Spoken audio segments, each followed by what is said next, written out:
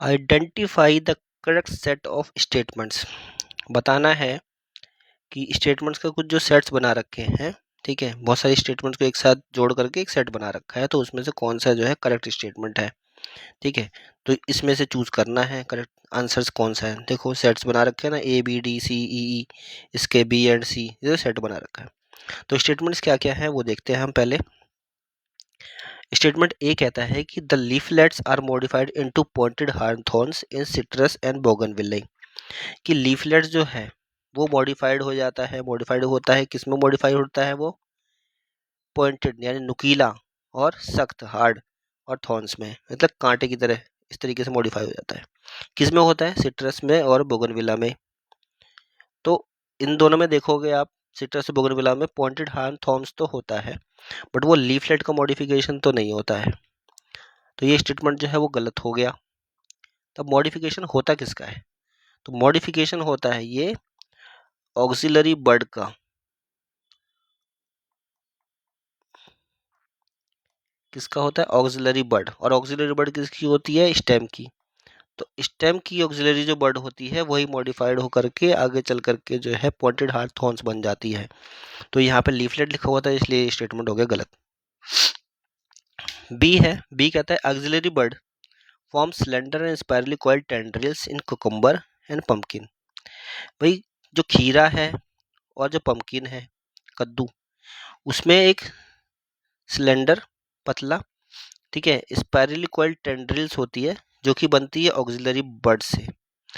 बिल्कुल सही आंसर है, ठीक है, इस तरीके का आपने देखा होगा। तो ये ऑक्सिलरी बर्ड से निकल करके बनता है ये spirally coiled tendril. Next statement है स्टेम इज फ्लैटेंड। स्टेम जो है फ्लैट होती है, फ्लैशी होती है, फ्लैशी मतलब थोड़ा वाटर वगैरह भरा रहेगा, मिनरल्स वगैरह थोड़े इस तरीके के। In Opuntia and modified to perform the function of leaves. और इस तरीके से मॉडिफाइड होता है ये स्टेम कि वो जो है लीफ का फंक्शन करता है, लीफ का जो काम होता है वो ये स्टेम करता है। तो ये स्टेटमेंट भी बिल्कुल सही है, ऑफुंचिया जो होता है इसमें होता है ये।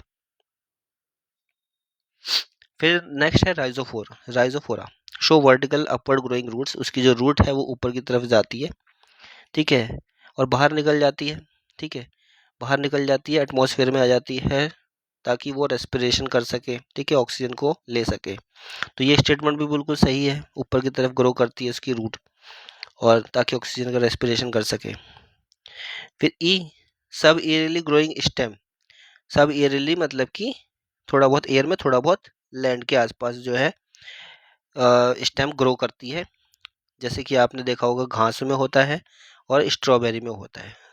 तो ये जो होती है ये क्या काम करवाती है, वेजिटेटिव प्रोपगेशन की। एक जो है ये इस तरीके से जमीन मान लीजिए ये है, ये ऐसे जा रही है ऊपर और नीचे दोनों को टच करते हुए, और फिर यहाँ पे गिरी, फिर यहाँ पे कुछ उग गया, फिर इस तरह गई, फिर यहाँ पे वेजिटेटिव प्रोपगेशन हो गया एक, ठीक है।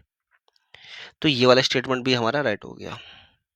तो राइट स्टेटमेंट पूछा था हमें क्वेश्चंस में स्टार्टिंग में, कौन कौन से हैं, बी, एक बी हो गया, एक सी हो गया, एक डी हो गया और ई। चार स्टेटमेंट जो है वो राइट है। तो वो हम देख लेते हैं कहाँ है। पहला वाले में बी ए सी लिखा हुआ है तो ये गलत है। देखिए ये स्टेटमेंट जो है सी में मिल गया, ये सारा का सारा B C D E only, ठीक है, बाकी सारे जो है वो गलत हो जाएंगे। तो राइट आंसर इसका होगा सी।